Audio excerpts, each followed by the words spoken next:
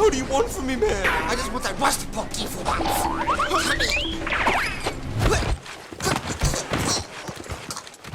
I just wanted rusty pot key for Christmas. What's up, guys? We'll be back here with yet another video. But before we hop into it, I want to thank RustyPot.com for sponsoring today's video. They are currently doing a $4,000 giveaway for 50 winners. If you're interested, the link's in the description below. I'd appreciate it if you checked it out. But now into this base building video. And if you guys remember anything about my last base building video, you know it was pretty darn rough around the edges. And don't expect anything else because yeah, whenever I have to do a base building video or I have to just do anything that like isn't off the cuff, I fuck it up like 40 times. Like, I'm not even kidding when I say this is probably my 15th take. So we're gonna go with a different structure that I pre-thought out in my head, which probably is gonna make it worse. But so first I'm just gonna show you guys the base design, but before that I'm gonna describe it. It's called the BAULT base for a reason. It's a bunker and then a vault. So it's got like two of the most OP things in Rust for like protecting against raiders that there is. And as you can see, I have 100,000, 100,000, 100,000, 1,000. And I'm gonna basically try to make zero mistakes just to give you guys a rough idea of how much this costs, like the very base model, and then move on from there. So without further ado, let's get into that.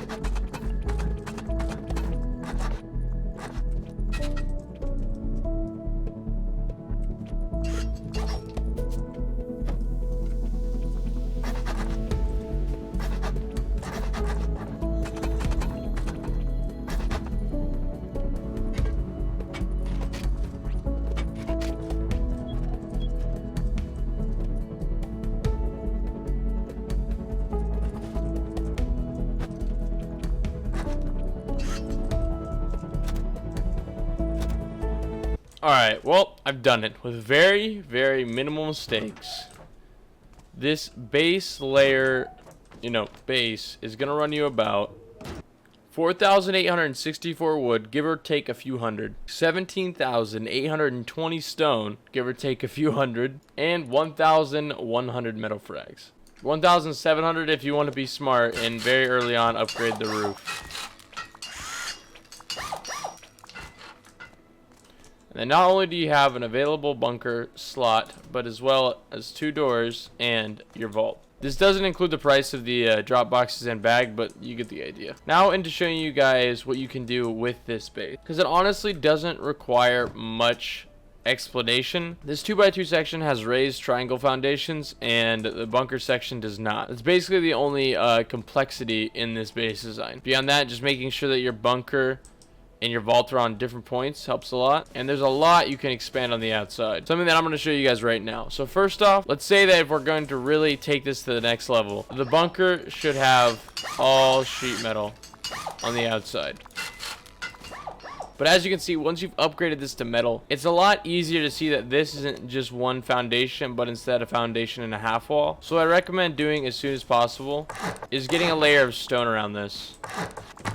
Obviously, you should probably follow suit with the half walls, because that's the whole point of baiting people into thinking that you don't have a bunker, you don't have anything weird going on with your foundations, at least from first glance. Of course, if they get a hammer to it, they're going to figure out that these are half walls, but comparing these two foundations, they look pretty similar.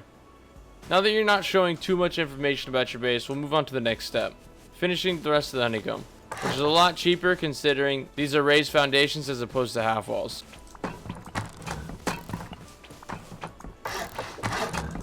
Now, as soon as all that's honeycombed, my next big recommendation is that you get a ring going. Specifically, a ring of garage doors, if you manage to have the BP.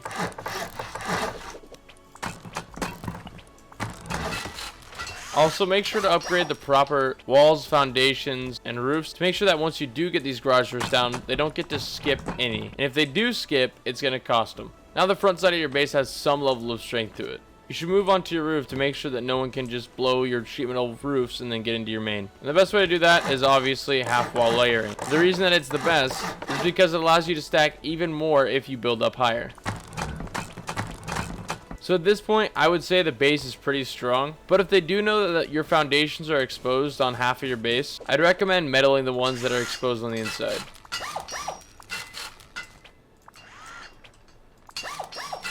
With a bit more TLC and some of your own personal design, you should end up with something like this.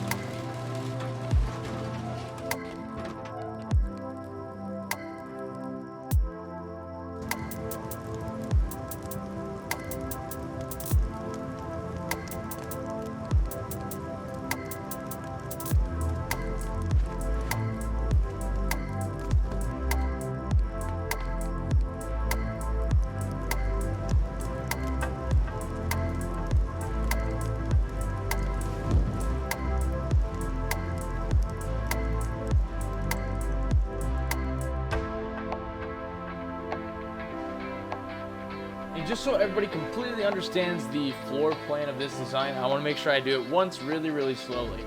So to begin it off, it's just a 2x3. And once you have your 2x3, you're going to decide on which side you want your vault to be and which side you want the entrance to your bunker to be. So I'm going to go with this side as being my vault, and I'm going to go with this side as being the bunker.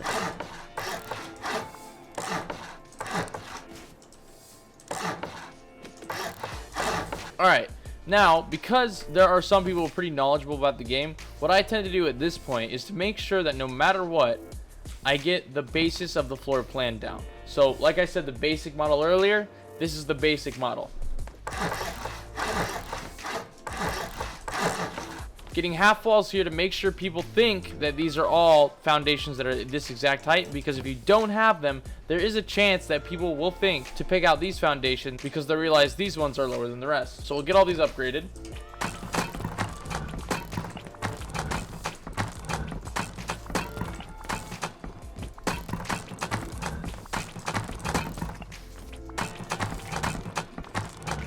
The reason that I upgrade this one in specific is because I always use it as a Dropbox area. And then you choose which side, preferably this one for me, you want to exit your bunker. And then wall off the side that you're not going to use.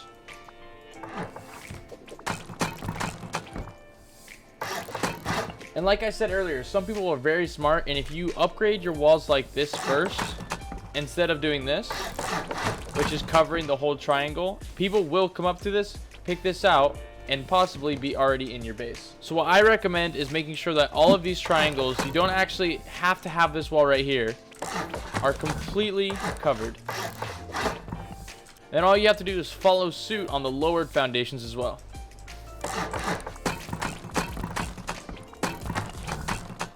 Then we'll upgrade our drop box area as well as our door frames. And now we can do the roof.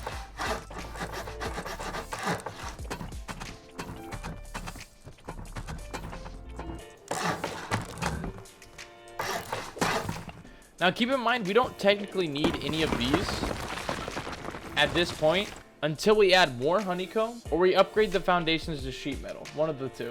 Because as you can see, the foundations are exposed on the outside. And although they won't be able to pick them, they will be able to tend south to them if they notice that these are foundations and these are lowered. So your best bet is to get that honeycomb down really soon or get your exposed foundations upgraded to sheet metal as soon as possible. And then of course, most people will realize how to make a vault The only thing that I can recommend that you don't do is make these half walls unless you're going for the 1.5 high vault design. The reason I like to stick to just one square of foundations, and the way you're going to keep that is by using regular full walls, is because of how much it would cost to add half walls onto that. Because of course you'd want to eventually high qual those as well, and they cost just as much as regular walls, so that means you're almost doubling your high qual upkeep just by using the 1.5 height vault design. So after upgrading all the appropriate walls, making sure you have a bag in here and your 2 drop boxes,